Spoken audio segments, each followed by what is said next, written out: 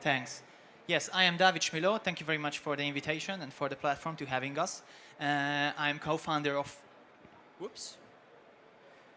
I'm co-founder of Paradigma Ariadne Architecture Studio, which we established 8 years ago in Budapest, Hungary, together with Attila, Robert Csóka, and Szabolcs, Molnár, my colleagues. And now we are a 10-people studio operating in the field of architecture, which means that we do architectural design, which is obvious. That was we were trained for, so we are eager to realize building. We cannot really get rid of that. But on the other hand, we also do architectural culture management, which is obviously only means that we are do editorial projects, curatorial projects, and any other cultural activity that is related to architecture. The fact that we are called it architectural culture management is the thing that we're trying to also monetize this kind of activity. Not simply just doing booklets, but trying to make money out of it, which is a more challenging thing at all. And the important thing about this is that these two kind of activities really interlinked. So if we have a cultural project, we obviously use our design mindset to realize that cultural project. And on the other hand, if we have a design project, we count on our cultural activities and we're trying to be as cultural during the design process as it is possible. Soon, I think you're going to see through these examples. Just a few projects that finished in the last year since we met in Venice at the platform, in another platform event. This is a public and community space in one of the oldest shopping mall in Budapest, which is 30 years ago. That means the shopping mall is not as shiny and not as new as it was before, which means they have empty spaces to rent, but no one rented it. And they decided, okay, let's turn one of these empty spaces into a community space and invite creatives there and trying to create a space within the shopping mall where there is no the pressure of consuming on someone who is entered this kind of space. That's why we search for tools in interior design that could alter that kind of design that usually meets in shopping malls, which you see, you think it's another space where you can simply just sit there and have a coffee there and work there, and you meet those kind of benches and stuff, which is not usual in a shopping mall. This is a latest project. It just opened last week. We are super happy with this. Another interior design. This is a 1,200 square meter office space for a startup in Budapest, Turban AR. They are searching for a solution or a cure for cancer, a really important startup. And this was the first time when we had the chance to meet this kind of huge scale interior design, and we were super happy because in these office buildings, you have empty space, only pillars in the space you can find. But mostly we use these kind of office spaces to create cells. And we said, why to create cells if you can create huge curves and you can split the spaces with huge geometries as well? You can see that that conceptual decision what we did here. This is mostly the spatial relation that we created. And thanks to this design approach, we created huge surfaces, obviously, that we covered with corrugated aluminum sheet. We were super happy with that. But on the other hand, thanks to this, all the pillars become visible. And we said, okay, this is a thing that we have to, this is a chance to design. So let's celebrate those kind of pillars. So this is one pillar that we celebrated. You can see here, it is a glowing pillar. But on the other hand, on the top of this auditorium stuff, there is another pillar that we also topped with a huge geometry to highlight this kind of given circumstances within an office building. One of our other latest project, which finished in August, where we're not simply designers, but also general contractors and constructors, which was a super interesting experience for us because obviously in a construction process, the design is change. And if you are not there as an architect and the constructor and the client decide on something, how to change something, then it's bad for the design. But if you are a constructor as well, you can do simplification by your own and you can decide how to do a better solution or a cheaper solution if it's needed according to the budget. This is an educational trail. This is a market niche in Hungary because all of the educational trails are realized by constructors simply, and there was no architecture quality in these educational trees, but now we are entering to this market and trying to show that there is architectural potential in educational trails as well. It is in the middle of a swampish area, which is a bogland. The bogland is a super complex place and the organic environment is like a marsh and like it's full of mud and water and thing, but the layers of the soil is much more complex than a simple marsh. But this is one of the last boglands around Budapest.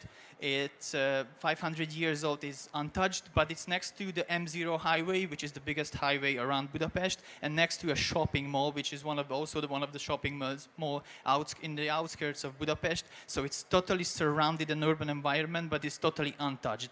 And we were super happy to come here and try to show to people why boglands are important, why it is important for water management, even in cities and so on and so on.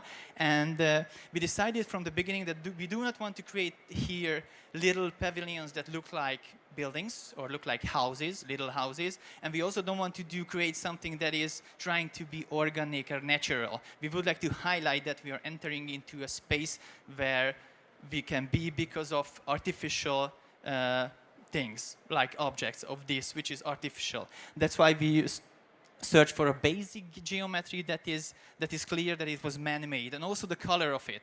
The blue is the rarest color in nature. That's why we choose the color as well to be it blue, because it's much more clear that it's not natural. And one of our biggest project, actually, this is a middle-scale accommodations building near Lake Balaton, where mostly small-scale buildings and little accommodations are next to the Lake Balaton. And we try to create a 20 units accommodations building here in a conference center, which could, I don't know, look not that big as it is, and creating some sort of geometrical composition that creating smaller geometries instead of a bigger one. But what am I going to talk about? The unrealized thing today is the proposal by us for the Hungarian Architecture Museum, which we did, I think, right after when we decided that we're not going to apply to any other competitions, because obviously we have so many unrealized projects, we don't need more, and we don't need more experience of having projects that we fulfill with ideas, and then it was rejected. And on the other hand, it was clear for us at that time, a few years ago, that our design approach is unique, especially within the boundaries of Hungary. So in the context of Hungary, we are unique, while in Europe, I think we have friends, but in Hungary, it's unique. Which means that if there is a jury process, obviously someone will like you and someone will hate you. And a jury have to do a consensus. And if there is someone who hates you, obviously there will be no consensus over your proposal. But on the other hand, we also felt and think that if there is a nation who decide to design an architecture museum or realize an architecture museum, it is inevitable for an architecture studio who define themselves as a cultural player as well to put something on the table and show what they think about the architecture museum of that nation. And hence, we also decided that we would like to win this competition. I mean, previously we had competitions and we said, okay, let's criticize the announcement and so on, but here we would like to win it. And there, in the announcement, there was only one very important thing, that they said that they would like to create a park of architecture. They not specified it, what does it mean, but they said the park of architecture is the most important quality that this Hungarian Architecture Museum could create. And we said, okay, let's take it serious. And this is the plot where we planned it. Here, one of the very important roads in Budapest. Here, two old palaces. Here you can see one of the most important modernist villas, actually, that we have in the Hungarian architecture. And this white plot was the place that they demolished, and this is where they imagined the park of architecture. And this is where we also designed it. And the early stage of the design process, we had this vision. It is very usual for us that we have visions. Not necessarily who established the studio we have, but some other colleagues that have. This is from Lila Arkovic, who is our colleague and partner in the studio, and she put it on the table, and we said, okay, this is a good interesting vision. Let's put the museum underneath the surface and hit through the surface with shapes and forms and geometries, and have the park on the surface and have some architecture underneath and above the level as well. But here we said, okay, this is simply not, it's simply just a vision. It's not a concept yet. How to fulfill this and continue the discussion about how we can use this vision to create the park of architecture, to create the Hungarian Architecture Museum. And we said that, okay, we can use this shape to refer to Hungarian architecture because we have a Hungarian architecture heritage, obviously, like every country has. We have a modernist industrial architecture, which was really important at the beginning of the socialist state, after the change, after Second World War, because after Second World War, socialist realism was obligatory for architects, and those architects who do not want to do classicist, socialist, realist architecture, they went to industrial architecture to design industrial buildings because the state do not really care about the industrial buildings, how they are realized, and there they were able to realize modernist ideas. Also, we have strange architectures in each ages. We have from the 20s, when the Bauhaus was booming, there were kind of national style, and also during modernism, after modernism, we had this strange postmodern architecture, or quality postmodern architecture as we see it. And after the change of the regime in 2000s and in the 19s, this calm Austrian, Germanish architecture arrived to Hungary as well and become something other quality also, which appeared in Hungarian architecture. And an extra thing, the organic movement of the Hungarian architecture, I don't know whether you knew it before or not. This is the architecture of Imre Makovec, which is one of the most important Hungarian architecture. He was a madman, totally, he was crazy, but on the other hand, he created pretty interesting architecture. And we said, yes, okay, there are many other architecture styles in the Hungarian architecture, obviously, but let's curate this. Let's say that this 5 is important, we think, and turn it into those shapes, into this, to refer to this kind of heritage. And the other conflict, which I think seems simple, but on the other hand is a bit more complex if you think deeper. The Architecture Museum is within the urban environment. Okay. The urban environment, on one hand, representing the architecture in its reality. So if you go to a city, you can see almost everything what architecture are capable of. Right. Not only the aesthetic level, not only spatial level, but on the facilities and everything that sustain the living in the cities.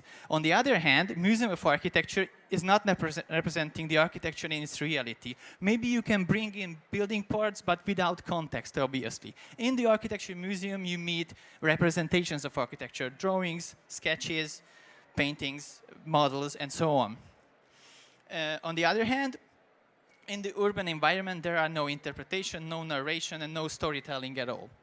Not regularly, because we have city walks, for instance, which creates, I don't know, a narration in the city, but regularly you live in the city. You do not want to understand always how complex it is and how heavy the architecture itself.